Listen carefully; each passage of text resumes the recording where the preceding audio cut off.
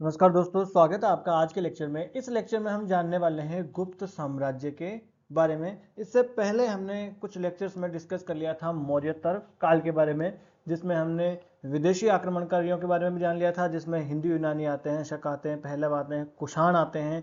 और जो दक्षिण भारत में या आप कहो कि दक्कन में और भारत के अंदर भी नए नए मौर्यों के बाद में जो साम्राज्य आ जाते हैं, जिसमें सातवाहन आते हैं, शुंग आते हैं, कण्व आते हैं।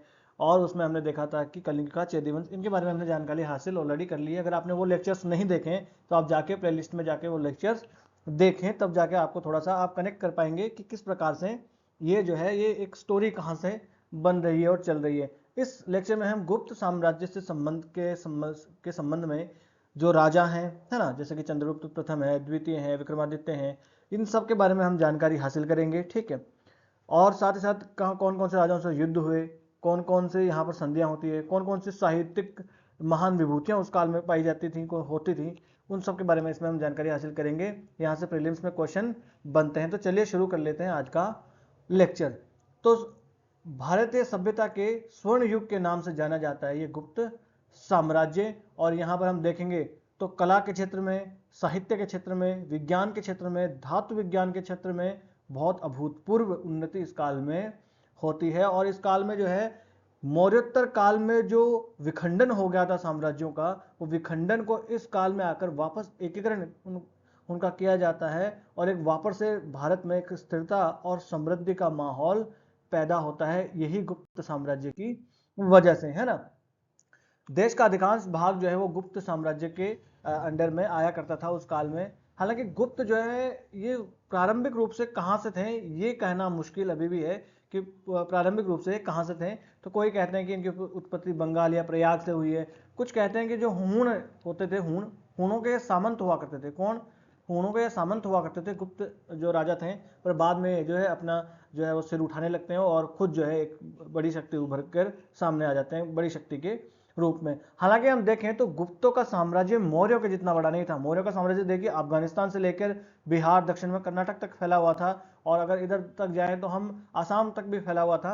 परंतु गुप्तों का साम्राज्य इतना फैला हुआ नहीं था। और एक और थोड़ा मौर्य के साम्राज्य से अगर हम इसकी तुलना करें तो मौर्य का साम्राज्य जो था वो केंद्रीकृत हुआ करता था। क्या?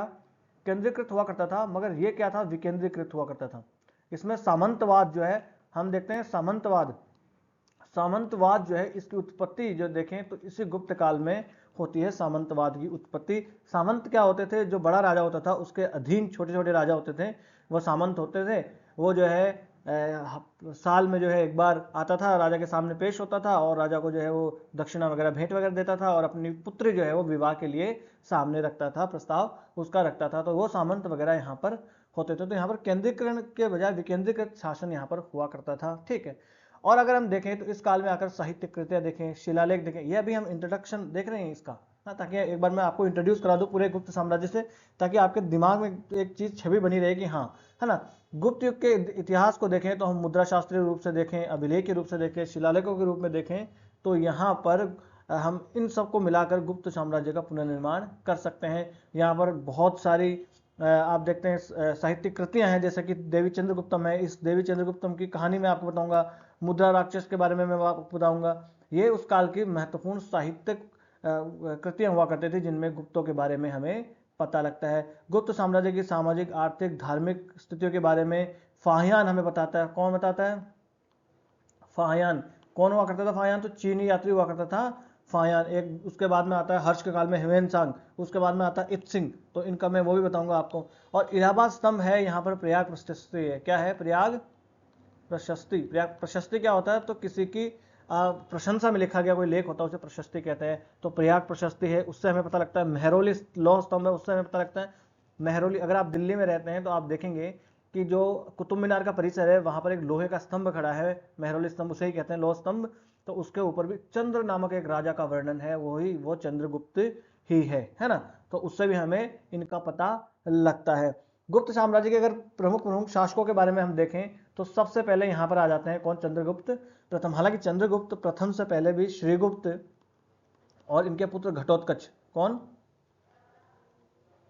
घटोत्कच इनसे पहले भी आ जाते हैं, चंद्रगुप्त प्रथम से पहले भी ये दो राजा जो है इनसे पहले आ जाते हैं, मगर ये दो राजा इतने बड़े कोई काम नहीं करके जाते हैं, इसलिए चंद्रगुप्त प्रथम को ही एक पहला सम्राट मान लिया जाता है गुप्त साम्राज्य का, इसे ही प्रथम या इसका स्थापनाकर्ता मान लिया जाता है।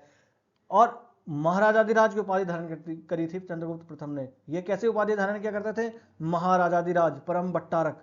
तो इसका मतलब क्या है महाराजाधिराज? मतलब ये महाराजों के महाराज है, मतलब इनके अंडर में कुछ राजा काम करते होंगे, इनके नीचे भी कुछ माथत कुछ राजा होते होंगे, है ना। और इन्होंने गुप्त साम्राज्य की नींव रखी थी। लिच्छवी राजकुमारी, नेपाल की जो लिच्छवी राजकुमारी थी, उस लिच्छवी राजकुमारी से विवाह करते हैं और नेपाल से देखिए विवाह संबंध बनाते हैं और अपने साम्राज्य को मजबूत बनाते हैं। वैवाहिक संबंधों से पहले विवाह जो हुआ करता था, विवाह संबंध राजनीति का एक पार्ट हुआ करता था। अपने साम्राज्य की रक्षा के लिए या राजनीतिक रूप से भी शादियां उस काल में की जाती थी। तभी तो आप देखेंगे कि मध्यकाल में आकर अकबर जो है वो बहुत सारे राजपूत राजाओं की पुत्रियों से शादी करता है और तमाम शादियां होती, तो वो राजनीतिक रूप से भी शादी हुआ करती थी। ये जब सिंहासन पर बैठते हैं 319-20 ईसा पूर्व में, ईस्वी में, माफ कीजिएगा, ईसा पूर्व में नहीं, उसी वक्त जो है वो गुप्त संवत की शुरुआत भी यहाँ पर होती है। किसकी? गुप्त संवत की शुरुआत किसके राज्यारोहण पर होती है? ऐसा स्टेटमेंट बन जाए तो चंद्रगुप्त प्रथम के राज्यारोहण पर होता है। और इन्होंने जो नेपाल के लिच्छवी राजकुमार से शादी की थी उसका नाम था कुमार देवी, और कुमार देवी के सिक्के भी मिले हैं इनके साथ में, है ना। और देखें मौर्य साम्राज्य के पतन के बाद हम देखते हैं कि दो बड़ी राजनीतिक शक्तियां, अभी मैं आपको इंट्रोड्यूस ही करवा रहा हूं, दो बड़ी राजनीतिक शक्तियां जो है यहां पर उभर कर आते हैं। एक होते हैं सातवाहन, ये मैं ऑलरेडी आपको पिछले लेक्चर्स में पढ़ा चुका हूं, वो लेक्चर्स आपने देखे होंगे, तभी आप यहां पर जो है वो थोड़ा सा कनेक्शन महसूस कर पाएंगे, है ना। तो आंध्र और जो दक्कन वाला क्षेत्र था वहां पर हम देखते हैं किस प्रकार से सातवाहन आ जाते हैं। और अगर हम देखें कुषाण जो है वो उत्तर पर जो है वो शासन करने लगते हैं। कुषाण जो है वो सबसे बड़ी शक्ति भारत में होता है। इससे पहले देखें हम देखते हैं हिंदू यूनानी आते हैं, शक आते हैं, पहलव आते हैं। तो कुषाण शासक कनिष्क, मैंने ऑलरेडी आपको बता रखा है, चौथी बौद्ध संगीति कनिष्क काल में होती है, कुंडलवन कश्मीर में, है ना। ये सब मैं ऑलरेडी डिसाइड आपको पढ़ा चुका हूँ पिछले वाले लेक्चर्स में। इस प्रकार हम देखें तो 230 ईस्वी के आसपास आकर उत्तर भारत में कुषाणों का शासन समाप्त हो जाता है। और कुषाणों का शासन समाप्त होने के बाद मुरुंड आते हैं। कौन? मुरुंड। मुरुंडों का शासन आता। तो देखिए यहां से एक बार स्टेटमेंट बन गया था, एग्जाम में प्रीलिम्स में पूछा था कि मौर्योत्तर काल के बाद के वंशों के बारे में दे रखा था कि मौर्योत्तर काल के बाद के वंश कौन कौन से हैं, या उसमें एक बार आ गया था कि गुप्तोत्तर काल के, गुप्तों के बाद में जो है कौन कौन से वंश है, तो वहां पर भी दे रखा था। तो आपको याद रखने हैं कि वाकाटक और ये कब आए थे? मौर्योत्तर काल में आए थे। तो यहाँ पर कुषाण जब समाप्त हो जाते हैं उनके बाद में मुरुंडों का यहाँ पर शासन काल आ जाता है। मुरुंड जो है उनको कुषाणों का रिश्तेदार माना जाता है और मध्य भारत पर मुरुंड जो है वो अधिकार कर लेते हैं। और कुषाण साम्राज्य के खंडरों पर ही बाद में जो है गुप्त साम्राज्य की स्थापना होती है। और दोनों कुषाणों और सातवाहनों के पूर्व प्रभुत्व का एक बड़ा हिस्सा उनके शासन में आ जाता है। तो सातवाहन और कुषाणों के अंदर में जो क्षेत्र हुआ करता था उसका एक बड़ा भाग आ जाता है गुप्तों के अंडर में, यहाँ पर आ जाता है। और हम देखें तो एक सदी से भी अधिक काल तक शासनकाल से वो राजनीतिक रूप से जुड़े रहते हैं। कौन? गुप्त लोग, है ना। अब जो गुप्त साम्राज्य हमारे यहाँ आया, उस गुप्त साम्राज्य के क्या क्या भौतिक लाभ हमें पहुंचे, तो हम देखें कि मध्य देश की जो उपजाऊ भूमि थी, जो बिहार और उत्तर प्रदेश को कवर करती थी, उनके संचालन का केंद्र जो है हुआ करता था गुप्तों का, ये केंद्र हुआ करता था। और हम देखें बाद में मध्य भारत और दक्षिण बिहार के लोह अयस्क का भंडारण जो था उसका इसने इस्तेमाल किया था। शोषण का इस्तेमाल का मतलब ये हो गया कि एक्सप्लोर उसको किया था इन्होंने। एक्सप्लोइट करने का मतलब यहाँ शोषण करने वाला मतलब नहीं है, एक्सप्लोइट करने का मतलब हो गया था कि उसका इस्तेमाल इन्होंने किया था, खूब लोहा भंडार का इस्तेमाल इन्होंने किया। फिर अगर हम देखें उत्तर भारत के क्षेत्रों से निकटता इसकी हुआ करती थी और पूर्वी रोमन साम्राज्य हुआ करता था ना, रोमन साम्राज्य, उससे व्यापार इनका हुआ करता था, बाइजेंटाइन साम्राज्य कहा जाता था उसे। उसके साथ रेशम का व्यापार भी इन गुप्तों ने किया था। और इस रेशम के व्यापार की वजह से और साथ ही साथ ये जो रोमन साम्राज्य है, इस रोमन साम्राज्य के साथ व्यापार की वजह से जो है गुप्त साम्राज्य बड़ा ही फलता फूलता है। और प्राचीन काल में तो यूरोप में जो है एक विचारक होते हैं प्लिनी, प्लिनी तो विलाप करते हैं और वो कहते हैं कि यूरोप जो है वो अपना पूरा सोना जो है वो लुटाता जा रहा है, और कहाँ जा रहा है वो सोना? भारत को भेजता जा रहा है। ठीक है। गुप्त साम्राज्य मूल रूप से उत्तर प्रदेश और बिहार में हुआ करता था, और उत्तर प्रदेश में प्रयाग में सत्ता का केंद्र इनका हुआ करता था। और उसके साथ साथ ये अनुगंगा क्षेत्र यानी मध्य गंगा का क्षेत्र है, मगध है, अयोध्या वाला क्षेत्र है, और प्रयाग वाले क्षेत्र में भी इनका शासनकार हुआ करता था, इनका साम्राज्य हुआ करता था। फिर अगर हम आ जाएं यहाँ पर मैं आपको यहाँ पर पूरा दिखा दे रहा हूँ आपको कि कहाँ कहाँ तक इनका साम्राज्य हुआ करता था। तो आप इस प्रकार से यहाँ पर देख सकते हैं, ये पूरा जो आपको शेडेड ये दिख रहा है, ये यहाँ पर डायरेक्ट जो है वो शासन कार्य हुआ करता था किनका, गुप्तों का। आप देख सकते हैं कि मौर्य से तो कम ही था, मौर्य का तो देखिए यहाँ से लेकर इस प्रकार से पूरा यहाँ तक फैला हुआ था, तो गुप्तों का इतना ही हुआ करता था। ठीक है, उसके बाद में देखें तो ये वाला जो क्षेत्र है आप देख सकते हैं ये वाकाटकों का है। किसका है? वाकाटकों का। वाकाटकों के बारे में आपको मैं ऑलरेडी बता चुका हूं, और मैं तब भी मैंने बताया था कि गुप्त सम्राटों का वाकाटकों से जो है वो वैवाहिक संबंध भी होता है ना। इसके साथ साथ हम देखते हैं यहाँ पर योद्धे हैं, ये मालव है, यहाँ पर लिच्छवी है, यहाँ पर है ना, इन सब के बारे में भी हमने देख लिया। कुषाण आप देख सकते हैं यहाँ पर कुषाण है। ठीक है, ये एक बार मैं आपको दिखाना चाह रहा था। अब गुप्त साम्राज्य के कालक्रम देख लेते हैं और प्रमुख प्रमुख शासक देख लेते हैं। तो पहले मैं आपको यही समझा देता हूं। सबसे पहले शुरुआत इसकी करी जाती है श्रीगुप्त के द्वारा। 240 से लेकर 280 ईस्वी तक वो शासन कार्य संभालते हैं। उसके बाद में 280 से लेकर 319 ईस्वी तक घटोत्कच शासन संभालते हैं। उसके बाद में 319 से लेकर 334 ईस्वी तक चंद्रगुप्त प्रथम। उसके बाद उसके पुत्र आ जाते हैं चंद्रगुप्त, माफ कीजिए समुद्रगुप्त, जिन्हें ये समुद्रगुप्त जिन्हें भारत का नेपोलियन भी कहा जाता है। उसके बाद में आ जाते हैं चंद्रगुप्त द्वितीय। मैं आपको एक कहानी भी बताऊंगा कि किस प्रकार से चंद्रगुप्त द्वितीय जो है वो राजा बनते हैं, क्योंकि बड़े बेटे जो है समुद्रगुप्त के चंद्रगुप्त द्वितीय नहीं बल्कि रामगुप्त होते हैं। तो क्या ऐसा कारण रहा कि रामगुप्त के बजाय चंद्रगुप्त द्वितीय राजा बनते हैं, ये कहानी भी आपको बताऊंगा। उसके बाद में कुमारगुप्त, हालांकि बीच में और छोटे छोटे राजा आते हैं, परंतु बड़े बड़े राजाओं में देखें तो कुमारगुप्त आते हैं। कुमारगुप्त के बाद में स्कंदगुप्त को, एक अंतिम महान राजा को देखें तो वो स्कंदगुप्त ही होता है। नालंदा आपने विश्वविद्यालय सुना होगा, तो वो कुमारगुप्त ये जो आपको दिख रहा है इसी ने बनवाया था, इसी कुमारगुप्त ने बनवाया था नालंदा महाविद्यालय विश्वविद्यालय जो हुआ करता था। ठीक है, तो ये इतने इनके महान राजा हुआ करते हैं। अब गुप्त साम्राज्य में श्रीगुप्त से शुरू होता है और 200 वर्षों की अवधि तक ये चलता है। 240 से लेकर 455 ईस्वी, 500 ईस्वी के आसपास तक ये मर मर के चलता रहता है ना। तो अंतिम महान सम्राट कौन हुआ करता था? अंतिम महान सम्राट स्कंदगुप्त इसका हुआ करता था। उसके बाद में तो जो है इसके जो भी उत्तराधिकारी आते हैं वो कमजोर साबित होने लगते हैं। श्रीगुप्त जो है इनको संस्थापक माना जाता है, और इलाहाबाद स्तंभ लेख में महाराजा के रूप में इनका वर्णन किया गया है। श्रीगुप्त का इलाहाबाद जो स्तंभ लेख है, इलाहाबाद प्रयाग प्रशस्ति, उसमें इनका भी नाम है। फिर इनके बाद आ जाते हैं घटोत्कच, वही भीम के बेटे घटोत्कच, मगर ये भीम के बेटे नहीं होते है ना। और इलाहाबाद स्तंभ में इनका भी नाम है, घटोत्कच का भी नाम है। ठीक है, और उसके बाद में एक पहले कोई महान सम्राट होते हैं गुप्त साम्राज्य के, तो वो होते हैं चंद्रगुप्त प्रथम, और घटोत्कच के स्थान पर ये शासन कार्य संभालते हैं। और गुप्त वंश का पहला महत्वपूर्ण और महान सम्राट जो है पहला, तो वो होता है चंद्रगुप्त प्रथम। 320 ईस्वी में ये सिंहासन पर बैठते हैं, और तभी से गुप्त संवत जो है, कौन सी गुप्त संवत, उसकी शुरुआत मानी जाती है। तो अपने यहाँ देखिए होती है शक संवत, ये थी 57 ईसा पूर्व में। उसके बाद में आ जाते हैं 78 ईस्वी में विक्रम संवत, और एक होती है शक संवत, है ना। और ये जो चंद्रगुप्त प्रथम है महाराजाधिराज की उपाधि धारण करते हैं। महाराजाधिराज का मतलब क्या हो गया? यानी महाराजों का भी अधिराज, महाराज मतलब इसके नीचे और भी राजा होते होंगे, इसके अधीनता के अंदर इसके अधीनता स्वीकार करते होंगे। तभी तो मैं बोल रहा हूँ सामंतवाद जो है, सामंतवाद की शुरुआत जो है यहीं से गुप्त काल से मानी जा सकती है। इन्होंने नेपाल की जो लिच्छवी राजकुमारी थी कुमार देवी से ये शादी करते हैं और वैवाहिक गठबंधन के माध्यम से अपने साम्राज्य को मजबूत करते हैं। मेहरौली का जो लौह स्तंभ है, उस लौह स्तंभ में इनकी लंबी विजयों के बारे में विस्तार से बताया गया है। हालांकि ये जो मेहरौली का लौह स्तंभ है, इसमें चंद्र नामक राजा के बारे में बताया गया। किसके? चंद्र नामक राजा के बारे में बताया गया। परंतु इतिहासकार जो जीते और जो बताई गई है, जो जीत बताई गई है, जो काल इसमें डिस्क्राइब किया गया है, उसके आधार पर ये मानते हैं इतिहासकार कि ये चंद्रगुप्त प्रथम ही हुआ करते थे। ठीक है, मगध हो गया, साकेत हो गया, और प्रयाग जो है उसके द्वारा गुप्त साम्राज्य में वापस ले आया जाता है, और पाटलिपुत्र जो है वो गुप्त साम्राज्य की राजधानी बनाई जाती है ना। और ये लिच्छवी राजकुमार से शादी कर लेते हैं, और जो साथ के इसके साम्राज्य हुआ करते थे उससे ही वैवाहिक संबंध के माध्यम से अपने साम्राज्य को मजबूत बना लेते हैं। और मगध जो इसकी राजधानी हुआ करती थी, तो उसके पास में ही है लोय अयस्क जो है, उसके भारी भंडार हुआ करते थे। भाई बिहार वाला जो क्षेत्र है, झारखंड वाला क्षेत्र है, वहाँ पर क्या है, वहाँ पर तो पूरा का पूरा लोहा अयस्क और ये सब है ही है, तो वहाँ से इसको लोहा अयस्क वगैरह मिल जाता है। और इसके शासनकाल में लोहा एक मूल्यवान जो है वो व्यापारिक वस्तु बन गया था। और गुप्त साम्राज्य की सीमा जो है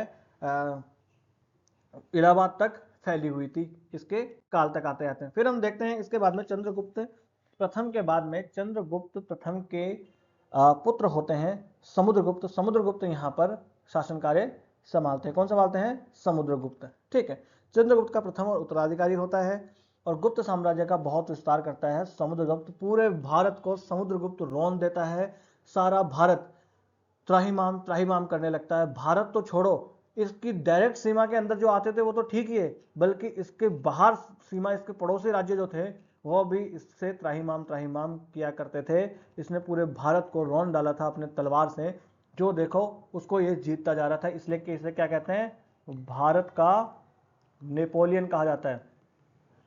क्वेश्चन बन जाए, भारत का नेपोलियन किसे कहा जाता है? किसे कहा जाता है? नेपोलियन कहा जाता है समुद्रगुप्त को। वैसे नेपोलियन फ्रांस का हुआ करता था।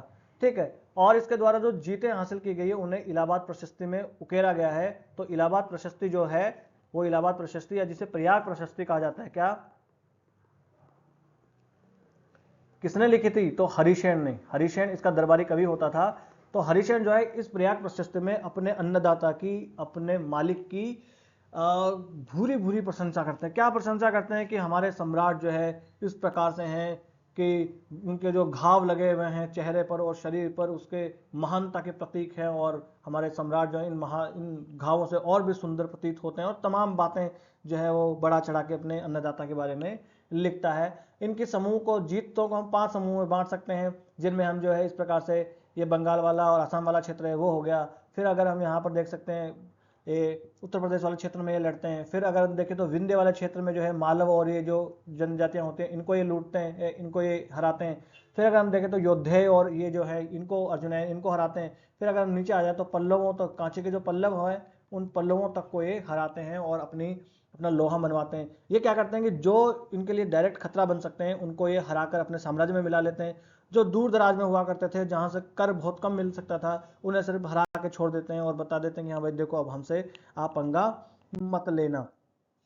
और उनकी विजय तो भारत के बाहर भी फैली हुई थी। कुछ जो है वो लेखक तो ये कहते हैं कि इनकी नेपाल वगैरह भी इनके शासन में आया करते थे, इनके साम्राज्य में आया करते थे। चीनी सूत्रों के अनुसार ये माना जाता है कि श्रीलंका के शासन हुआ करते थे कौन? मेघवर्मन। मेघवर्मन भारत में बौद्ध मंदिर बनवाना चाहते थे गया में, तो ये अनुमति लेते समुद्रगुप्त की। इसका मतलब है कि श्रीलंका का राजा भी जो है इनसे डरता था या इनका सम्मान करता था। आप कह सकते हैं कि इनसे अनुमति मांग रहा है कि महाराज हम जो है गया में एक बौद्ध मंदिर बनवाना चाहते हैं, आपकी अनुमति है तो बनवाएं। तो ये कहते हैं कि भाई अनुमति है, आप बौद्ध मंदिर बनवाओ। तो बौद्ध मंदिर फिर बनवाया जाता है और वो लौह और रक्त की नीति अपनाते हैं। लौह और रक्त की नीति अपनाई जाती है किसके द्वारा? समुद्रगुप्त के द्वारा। यानी जो आ रहा सामने मार दो, काट दो। और इसके दरबारी कवि हुआ करते थे हरिशेन। नाम याद रखना है, हरिशेन। तो कल को क्वेश्चन बन जाए हरिशेन किसके दरबार में थे? किसके दरबार में? समुद्रगुप्त के दरबार में थे, चंद्रगुप्त मौर्य के दरबार में नहीं थे। ठीक है, उसके बाद में आ जाए, देखिए इन्होंने V.S. स्मिथ जो है इनको भारतीय के नेपोलियन की संज्ञा दी है। हालांकि उन्होंने देश के अधिकांश हिस्सों में गुप्त साम्राज्य के अधीन ये ले आए थे। उन्होंने केवल गंगा के मैदानों और मध्य भारत पर ही प्रत्यक्ष शासन किया था।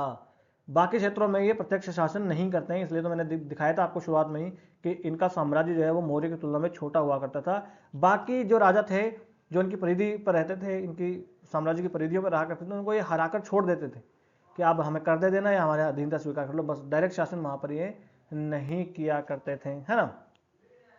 इन्होंने एक अद्वितीय राजनीतिक स्थिति को जन्म दिया जिसे सामंतवाद कहा जाता है। क्या? समान देखा ना, ये सामंतवाद है।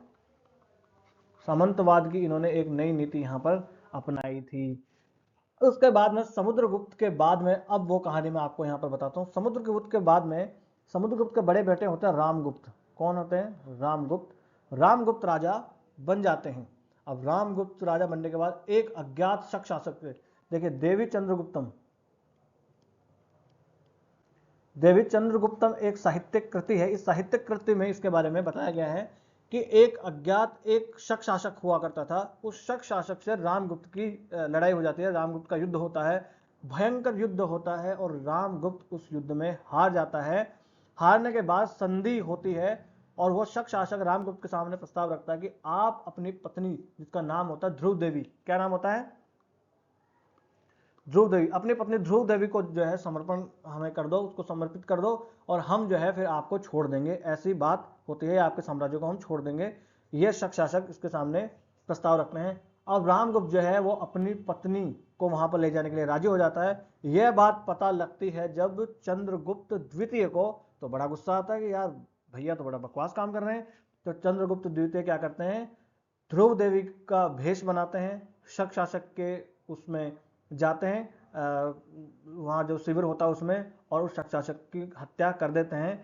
साथ में फिर वापस आते हैं और आकर रामगुप्त को भी मार देते हैं और गद्दी पर बैठ जाते हैं। वास्तविकता में काम तो इस रामगुप्त ने मरने वाला ही क्या था, नाम राम है पर राम जैसा इसने कुछ काम नहीं किया। राम तो देखो कहाँ लंका जाके रावण को मार के अपनी पत्नी ले आए थे, मगर ये दुष्ट आदमी अपनी पत्नी को इसने समर्पित करने के लिए तैयार हो गया, इसका तो मरना तय था। और फिर चंद्रगुप्त द्वितीय जो है वो राजा बनता है। इस प्रकार से चंद्रगुप्त द्वितीय राजा बनता है। किसमें लिखा है, तो देवी चंद्रगुप्तम में लिखा हुआ है। जैसे एक बार मालविका अग्निमित्रम की कहानी पूछ ली तो हो सकता है देवी चंद्रगुप्तम की पूछ ले, है ना। इस प्रकार से अगर देखें तो चंद्रगुप्त द्वितीय ने जो नाग वंश भी हुआ करता था, एक भारत में नाग वंश भी हुआ करता था। नाग मतलब सांप वाले नाग नहीं, ये वो नाग जो धारण किया करते थे बाजू पे शायद से, या शिव की पूजा किया करते थे, इसलिए इनको नागवंश। तो नागवंश की राजकुमारी कुबेर नागा से भी शादी की थी। किससे, कुबेर नंगा है ना, ये कुबेर नंगा नहीं है, कुबेर नागा, इससे भी इन्होंने शादी की। साथ ही साथ इनकी पुत्री हुआ करती थी प्रभावती। तो प्रभावती का विवाह करते हैं वाकटक राजकुमार रुद्रसेन से। किससे, रुद्रसेन से। तो देखना मैंने तब भी आपको बताया था कि वाकटक जब पढ़ा रहा था कि गुप्तों के साथ वैवाहिक संबंध इसके होते हैं, तो ये शादी करवा देते हैं रुद्रसेन से, जो कि वाकटक राजकुमार होता है। और रुद्रसेन जब मर जाते हैं तो रुद्रसेन की मृत्यु के बाद में सारा का सारा शासन भार किसके पास आ जाता है, प्रभावती के पास में। और प्रभावती जो है बाद में अपने पिता चंद्रगुप्त द्वितीय के हित को ही बढ़ावा वहां पर दे रही होते हैं। इस तरीके से वाकटक साम्राज्य पर भी अप्रत्यक्ष नियंत्रण किसका, गुप्त साम्राज्य का ही हो जाता है। फिर देखें तो पश्चिम बंगाल व गुजरात जैसे क्षेत्रों में भी और जो शक क्षत्रप हुआ करते थे, उन शक क्षत्रपों के वो जो है वो भी इसके अधीन आ जाते हैं, गुप्तों के अधीन यहाँ पर आ जाते हैं। ठीक है, अश्वमेध यज्ञ करता है और विक्रमादित्य की उपाधि धारण करता है। किसकी, विक्रमादित्य की उपाधि। विक्रमादित्य के बारे में मैंने ऑलरेडी आपको बताया कि 57 ईसा पूर्व में शकों को हराने वाला एक राजा हुआ करता था उज्जैन का, वो था असली विक्रमादित्य। उसके बाद में 14 राजाओं ने विक्रमादित्य की उपाधि धारण की। सबसे विख्यात कौन था, तो यही था चंद्रगुप्त विक्रमादित्य, यानी चंद्रगुप्त द्वितीय, है ना। और ये उज्जैन को दूसरी राजधानी बनाता है। मगध तो पहले होते ही है। और मेहरौली स्तंभ लेख पर जो है इसकी उत्तर पश्चिमी भाग पर अपने अधिकारों का दावा करते हैं, ऐसा भी लिखा हुआ है। फाहयान जो है ना, फाहयान चीनी यात्री होता है, एक चीनी यात्री फाहयान जो है वो इसी के काल में भारत का दौरा करने आता है। तो फाहयान किसके काल में आता है, चंद्रगुप्त द्वितीय के काल में आता है। चंद्रगुप्त विक्रमादित्य भी दे सकते हैं आपको। और इसके काल में 9 रत्न हुआ करते थे, है ना। इसके काल में 9 रत्न इसके दरबारी हुआ करते थे, जिसमें कालिदास का नाम आपने सुना होगा, मेघदूतम जिन्होंने लिखी, कुमार संभवम जिन्होंने लिखी, है ना। अमर सिंह, अमरकोश, अमरकोश का हुआ करता था, तो डिक्शनरी हुआ करती थी। धनवंतरी इनके दरबार में, शंकु, वरामिहिर आप देख सकते हैं, शपानक, घटकर पारा, वररुचि, वेताल भट्ट, ये सब इनके दरबार में हुआ करते थे। तो पूछ सकते हैं कि ये महान विभूतियां किसके दरबार में थी, तो चंद्रगुप्त द्वितीय के दरबार में हुआ करती थी। उसके बाद में आते हैं कुमारगुप्त। कुमारगुप्त जो है वो चंद्रगुप्त द्वितीय के पुत्र हुआ करते थे। और हम देखें यहाँ पर आके तो हूणों का सामना इनको करना पड़ता है। किनका, हूणों का सामना इनको करना पड़ता है। और एक इनके बारे में बात यह है, क्या बात है, कि इन्होंने जो है